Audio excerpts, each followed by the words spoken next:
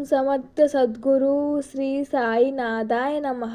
అందరికీ నమస్కారం. శ్రీ సాయి లీలామృతం అధ్యాయం 17. ఉపదేశాలు. అనుగ్రహ బలము. ముముక్షువైన వాడు, శ్రోత్రియుడు, బ్రాహ్మనిష్ఠుడైన గురువైన సమిధలు చేత పట్టుకొని పోయి ఆశ్రయించాలని ఉపనిషత్తులు చెప్పాయి.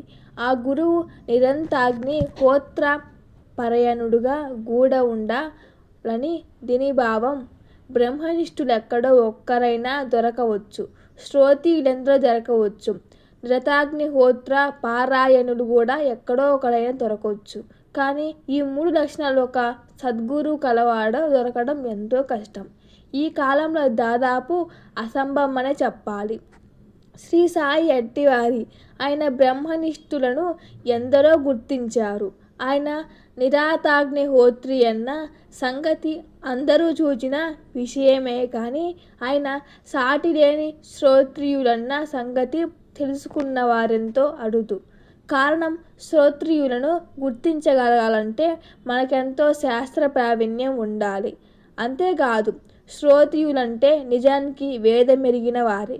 వేద విధులే. మహాపతివ్రత తన సౌందర్యాన్ని, ప్రేమను సంపూర్ణంగా తన భర్తకు మాత్రమే ఏకాంతంలో ఎలా సమర్పించుకుంటుందో, అలానే వేదం కూడా అర్హుడైన వానికే తన అర్థమంతటిని తెలియనిస్తుందని వారే వేద విధులను వేదమే చెప్పింది.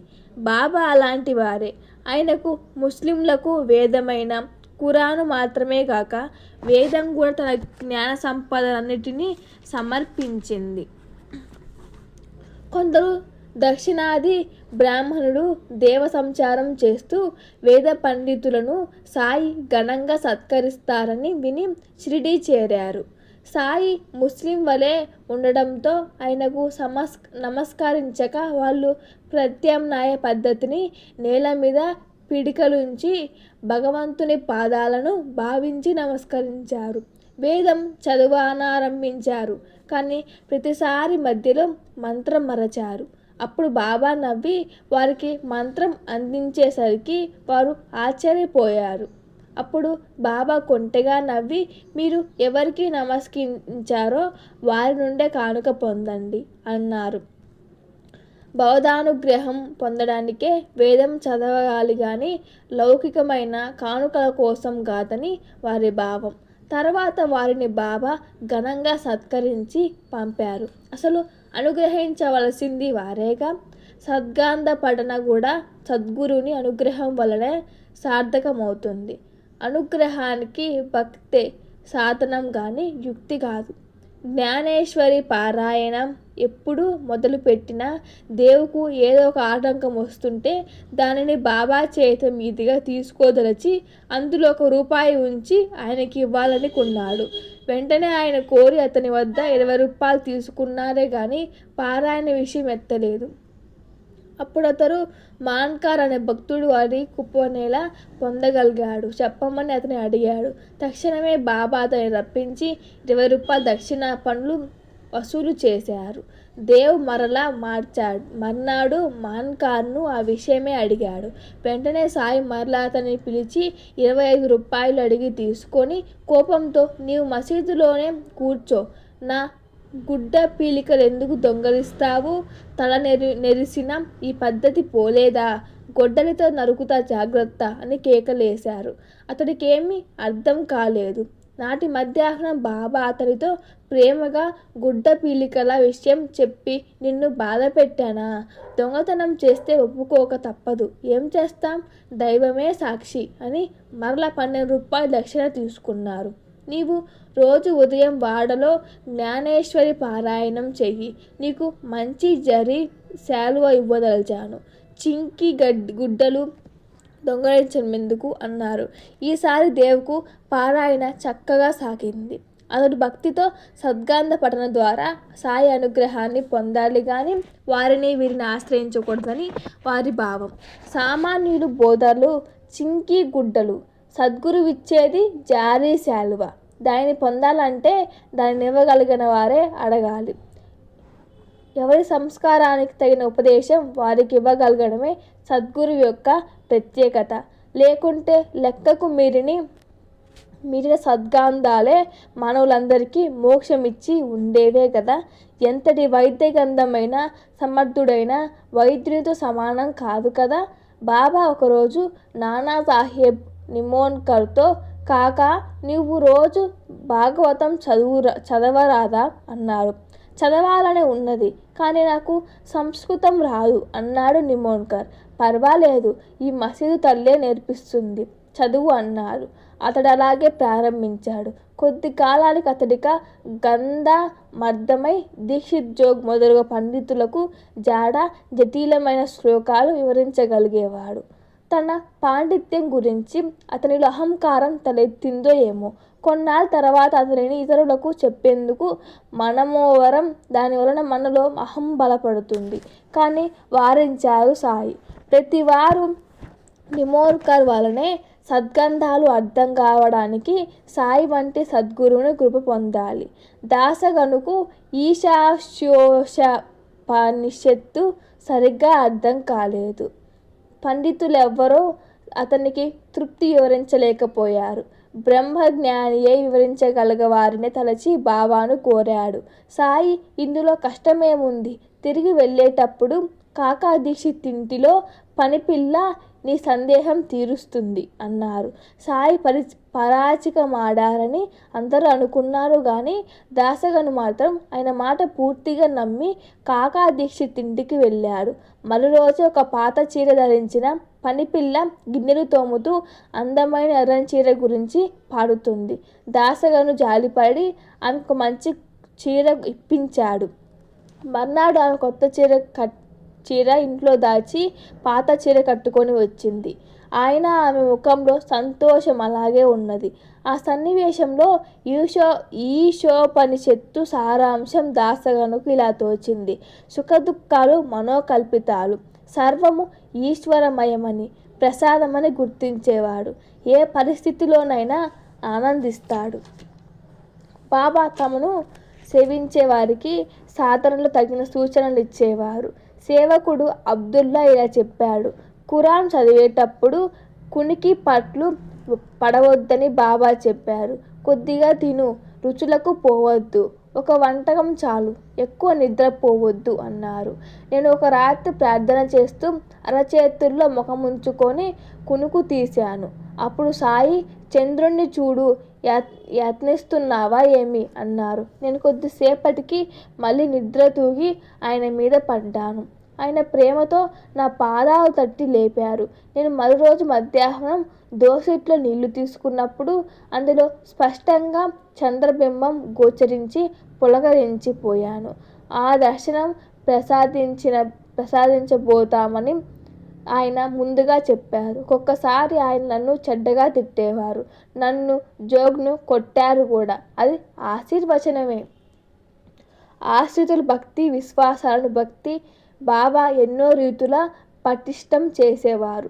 ఆయన అప్పుడప్పుడు భక్తులకు పంచడానికి దుకాణం నుండి మిఠాయిలు తెప్పించేవారు. ఆ వర్తకుడు 1916 ఒకరోజు ప్లేగ్ వ్యాధితో మరణించాడు. శవం ఇంకా అక్కడే ఉన్నది. బాబా అప్పుడే మిఠాయి తెమ్మని నార్కేని పంపారు. ధైర్యం ఉంటే అలమరలోని మిఠాయి తీసుకుపోమ్మని ఆ వర్తకుని భార్య చెప్పింది. అతడు భయపడుతూనే మిఠాయి తీసుకెళ్ళాడు. బాబా అది ప్రసాదంగా పంచి నార్కేతో, అది తింటే చచ్చిపోతావని, ఊరు విడిస్తే బ్రతుకుతావని అనుకుంటున్నావా? అలా ఎన్నటికీ జరగదు. ఎక్కడున్నా సమయం వచ్చినప్పుడు మృత్యువు కొడుతుంది అన్నారు. బాబాకొక్కసారి కుష్ఠరోగులతో చేత ఊది అందరికీ ఇప్పించేవారు. అయినా ఎవ్వరికీ ఏ ప్రమాదం జరగలేదు. శ్రీమతి మేనేజర్ ఇలా చెప్పింది. వెళ్ళిపోతున్న కుష్ఠరోగిని వెనక్కు పిలిచి అతని మూటలలోని పాలకోవ నాకు ఇచ్చారు. ఆయన చర్య ఎవరికీ అర్థం కాలేదు. కానీ సాయి నా అసహ్యం గుర్తించి నాకు నమ్రత, సహనము, సోదరభావము బోధిస్తున్నారని నాకు తెలిసి ఆయన శక్తి, ఆరోగ్య సూత్రాలను అతీతమని గుర్తించాను. ఒకరోజు సీతాఫలాలు అమ్మే మనిషి ఫలాల వేల ఎక్కువ చెప్పింది. సాయి చాలాసేపు బేరమాడి 10 అణాలకు 6 పండ్లు కొన్నారు. ఇంతలో మరొక ఆమె ఆ పండ్లు తెచ్చింది. ఆమెను 6 అణాలకు 10 పండ్లు ఇమ్మన్నారు బాబా. ఆమె వెంటనే ఇచ్చింది. అప్పుడు సాయి చెరో రూపాయి ఇచ్చి, మొదట వచ్చిన పండ్లకు గిరాకీ ఎక్కువ గనుక 6 పండ్లకు 10 అణాల తర్వాత వచ్చిన పండ్లకు విలువ తగ్గుతుంది గనుక తక్కువ వేల నిర్ణయించాము. అయినా ఎవరు పుణ్యఫలం వారు పొందరు అన్నారు. పుణ్య సూత్రం ఎలా పనిచేస్తుందో. సాయి అనుగ్రహం ఒక్కొక్కప్పుడు మాటల కందని అనుభూతిగా భక్తులకు లభించేది. నారాయణాశ్రం ఇలా చెప్పాడు. భక్తుల ఆత్మ వికాసానికి బాబా గారి ప్రత్యక్ష సన్నిధానమక్కర్లేదు. మసీదులోనే ఒక గదిలో కూడా వారి ప్రభావం ఉండేది. అయితే బాబా ప్రసాదించేదంతా స్వీకరించగలిగేవారెవరూ లేరు కాబోలు. అయిన తర్వాత వారి స్థానానికెవ్వరూ వారసులు కాలేదు. వారి స్పర్శ కొన్ని చిత్రమైన అనుభవాలు, శక్తులు ప్రసాదించేది. ఒక్కొక్కసారి భక్తులు తలను ఒక ప్రత్యేక రీతిన స్పృశించేవారు, లేక అపవిత్ర భావాలను అణచివేస్తున్నట్లే భక్తుని స్పర్శకు ఒక్కొక్క ప్రభావం ఉంటుంది. ఆయన అదృశ్యంగా కూడా భక్తుడితో అద్భుతమైన మార్పు తెచ్చేవారు. నాకు 1914లో షిరిడీ వెళ్ళేటప్పుడు ఆయన మౌనంగానే ఈ సృష్టిలో భేదాలు అసత్యమని, అన్నిట్లో ఆధారం ఉన్నదొక్కటే సత్యముని అనుభవించమిచ్చారు. కానీ నాకు తెలిసినంతలో ఆయన మాటలో ఎవరూ చెప్పలేదు. అదే నాకు తెలిసినంతలో దక్షిణామూర్తి తత్వమని ఆదిశంకర్లు కీర్తించారు. జనార్దన్ గల్కంకర్ ఇలా రాశారు. సాయి 1917లో ఒకసారి తమ చేయి నా తల మిదించగానే నాకు చిత్రమైన అనుభూతి కలిగి పరిసరాలనేగాక నన్ను నేను మరచాను. ఆనాటి నుండి నాకు ఆధ్యాత్మికతపై శ్రద్ధ కలిగింది. అలానే ఒకరోజు కప్పార్దేకు సాయి పదే పదే చిలిం అందించారు. అతడు ఆ పొగ పీల్చగానే అతడు సందేహాలన్నీ తీరి ఎంతో సంతోషం కలిగింది. చిలింలో సాయి పొగాకు మాత్రమే వేసుకున్నారు సుమా. బాబా సందేహం సమయానికి వచ్చిన సద్గంధాల ద్వారా కూడా భక్తులకు చేరేది. అంబేద్కర్ 7 సంవత్సరాలు ఎన్నో కష్టాలు పడ్డాడు. ఎన్నిసార్లు షిరిడీ వెళ్ళినా అవి తొలగలేదు. చివరకు బాబా సన్నిధిలో ప్రాణం విడిస్తే మరో జన్మనైనా బాగుండవచ్చని తలచి 1916లో షిరిడీ చేరాడు. అతడు దీక్షిత్ వాడ వద్ద కూర్చొని ఆలోచిస్తుంటే సగుణ మేరు నాయక్ అతనికి ఒక పుస్తకం ఇచ్చాడు. అది తెరవగానే వచ్చిన ఘటం ఇది. అక్కల్కోట స్వామి భక్తుడొకడు కష్టాలు ఓర్వలేక ఒక బావిలో దూకాడు. స్వామి అతన్ని రక్షించి కర్మ అనుభవించక తప్పదు. ఇలా తప్పుకుంటే మళ్ళీ పుట్టి అనుభవించాలి. దానిని ఆత్మహత్య పాపం తోడవుతుంది. అంతకంటే ఒకేసారి అనుభవిస్తే మేలు అన్నారు. తర్వాత అంబేద్కర్ మసీదు చేరగానే నీవు అక్కల్కోట స్వామి చెప్పిన దానినే అనుసరించు అన్నారు బాబా. అలానే ఒకసారి పరమహంస లక్షణాలు సాయి చెప్పాలని తలచాడు శ్యామ.